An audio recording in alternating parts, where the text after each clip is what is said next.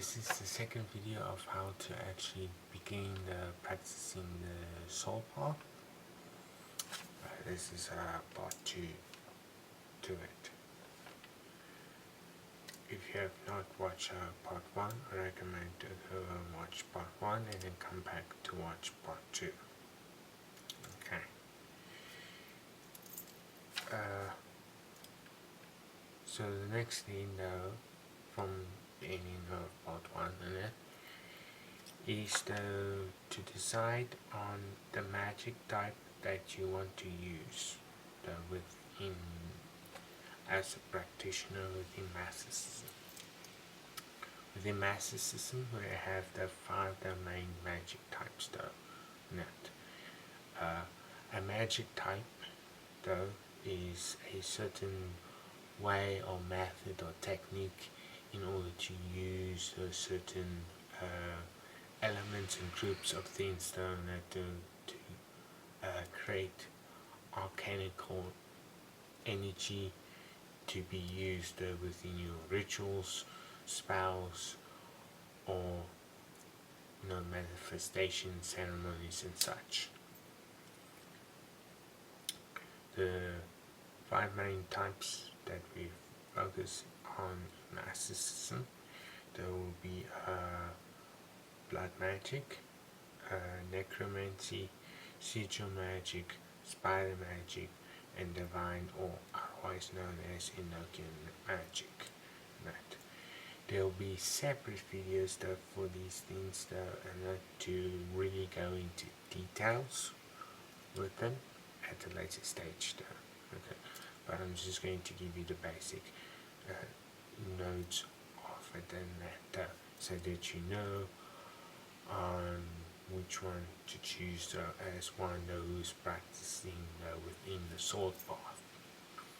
Now, within each path, it will be each of these magic types that will focus on very different things and such. Now, within the soul path, though, blood magic is usually used with summoning packs, enchantments, and blessings and that. And such with summonings, they usually use different types of blood in that to attract certain different types of entities and or deities and that to work with you to invoke their energy, to invoke their power and that to gain their favor and such. With pacts, that does usually to connect with the Lord and that, and have some sort of formal binding agreement and that or term and that. That is what a pact is. It's usually sealed with blood and that. And then enchantments. Enchantments that is usually used with taking a certain object and boosting its energy with your blood or another type of blood in it and such to increase its arcanical output and spiritual energy in that and such to align with your own and that so the enchantment works for you, but it technically won't work for another person that so in that way the enchantment is just meant for you. And then of course blessings and that to usually to bless yourself because within the soul path it manifests on yourself and that. And such a straightforward path designed to boost your intentions and your path so that you yourself can gain an advantage and such. So those blessings will be focused mainly for you to gain another entity, or lord's or a god's favor towards to you. Right. Then with the next magic type, which will be necromancy. Necromancy though uses life and death energy to communicate with spirits, call upon them, and hold forces as well though. Now within the soul path though, that you directly don't communicate with certain type of spirits that they can or in a way they'll work for you and such. Using the life and death energy to increase for your own power and for your own purpose and intentions and such. And communicating with spirits that is communicating for ideas and knowledge and such, and wisdom that will be placed for you, which you yourself can use to do your desires and as to what you want in that. For an example, that you communicate with the spirit that shows you how to gain wealth or fame or knowledge on a certain topic, and with that you're able to increase your own level in that within those things such. And then of course those old forces that will be like old energies and that's still connected towards the earth, to Terra, but is used in specific rituals, which are usually a high level workings of magic, and that within the necromancy that practice that which is not meant for beginners within that practice so you're gonna be like a little bit experienced for it to actually to work because it's usually is quite long, and some of them can last over months and such and that.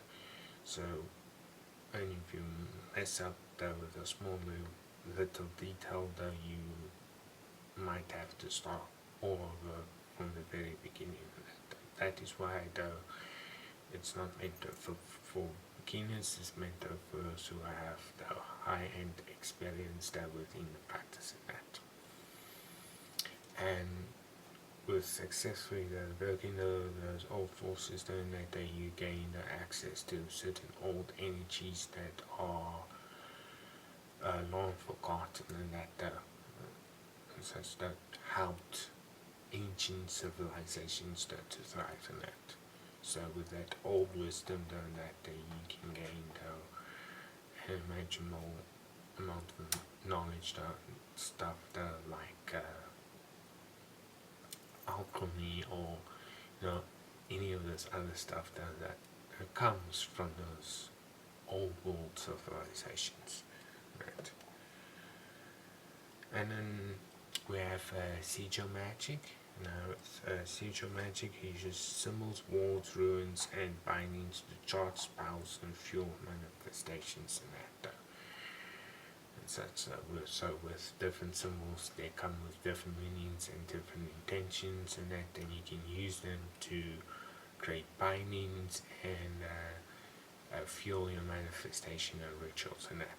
And such because those symbols is used in everyday life. That everything has a logo or symbol or something like that on sigil to identify itself that, and using that type of energy you can use it to fuel your manifestations and that and output energy to receive energy in that.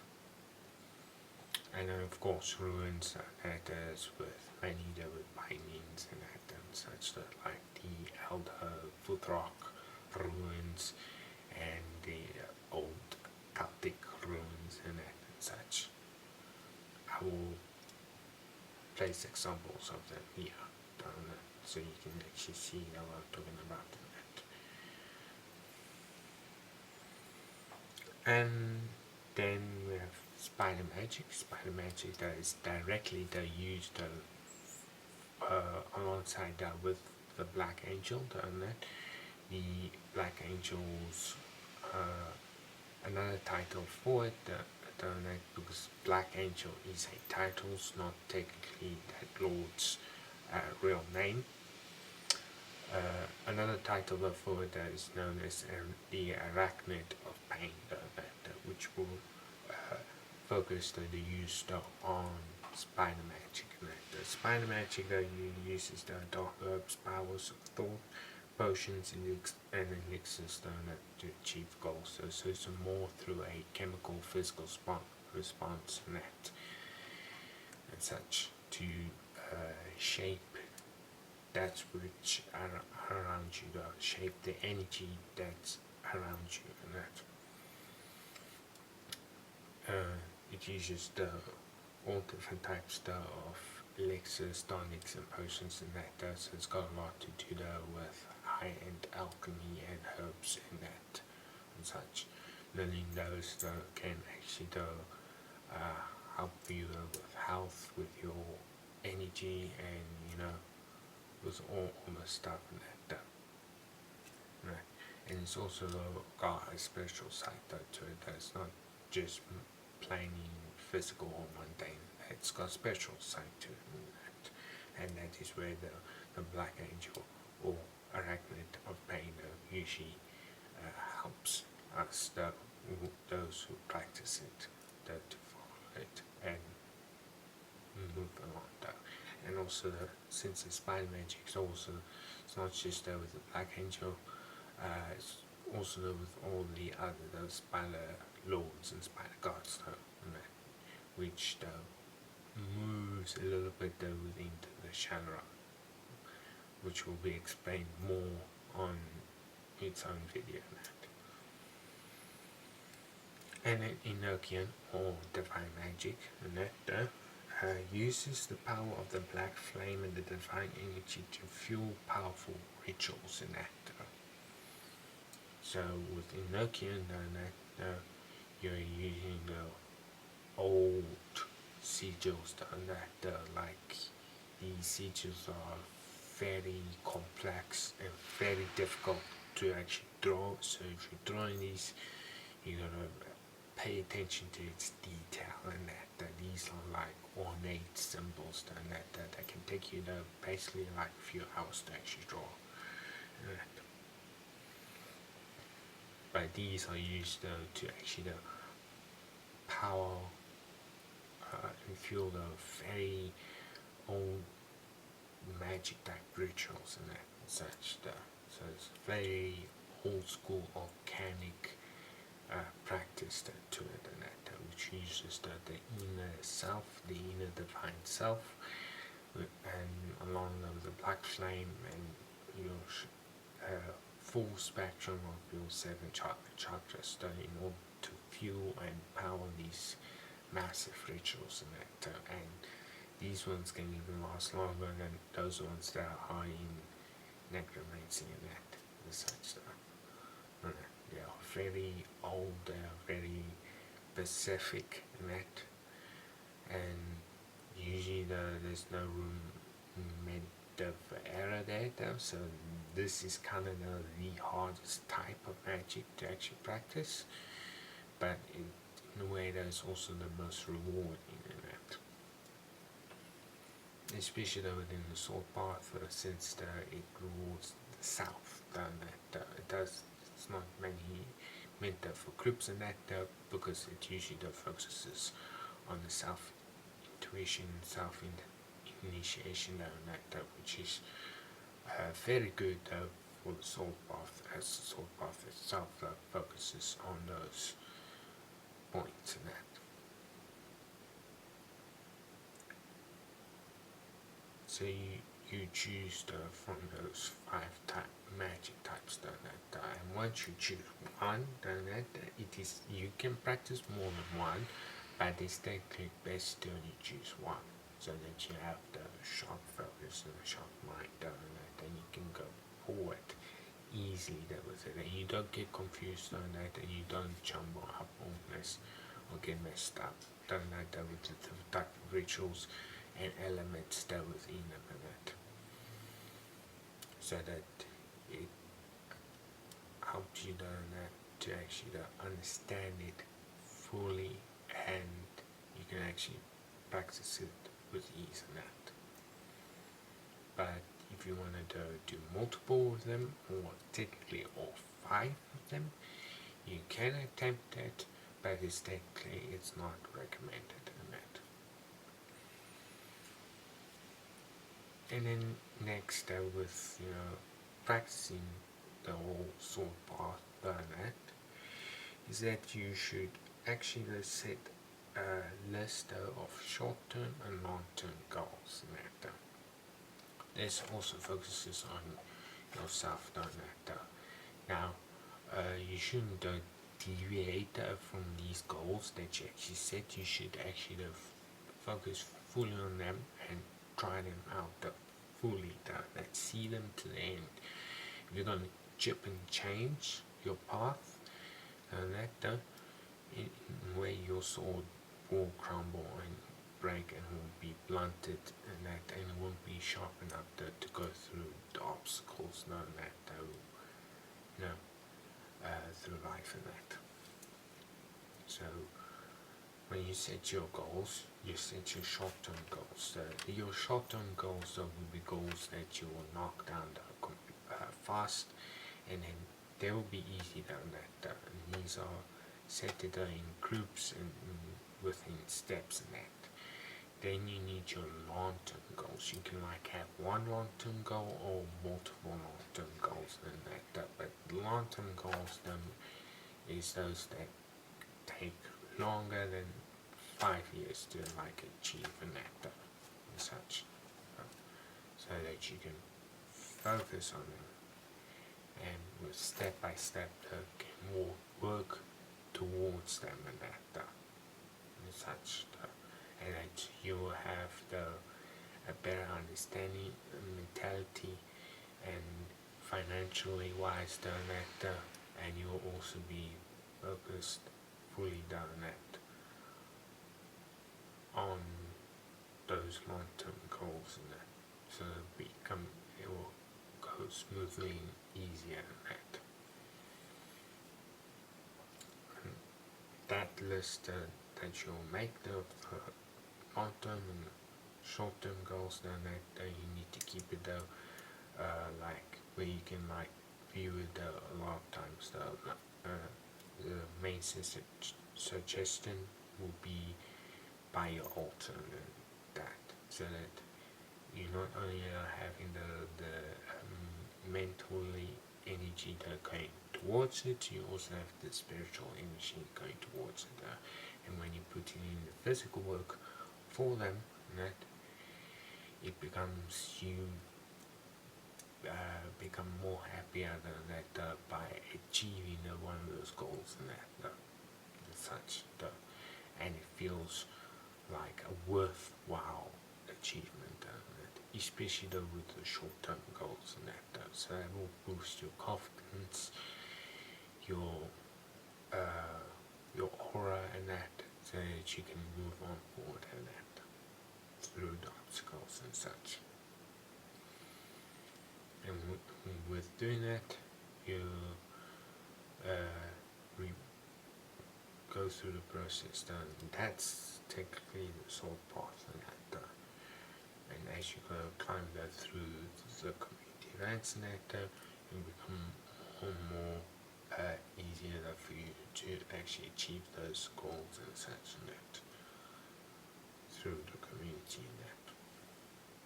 But remember the soul path and that focuses on you and that, and encouraging you to go forward and that, not seeking out the help from any external source and that you're looking up inward and that to go forward and that to produce enough energy for yourself to move forward and that's the soul path. That is what it truly focuses on and that. And through doing that though, your aura, your energy though can like inspire the others to move on forward and that in the same way turn that towards their goals, their desires and that. So that is what the soul path focuses on. But when the difference is that when the community as a whole is strengthened and that the soul does not just ignore that threat, the soul helps defend the community together and that along with the sake and the scale. It helps defend the community, it helps encourage the community and helps to move the community along in that. So that is what the soul path within Master System is about.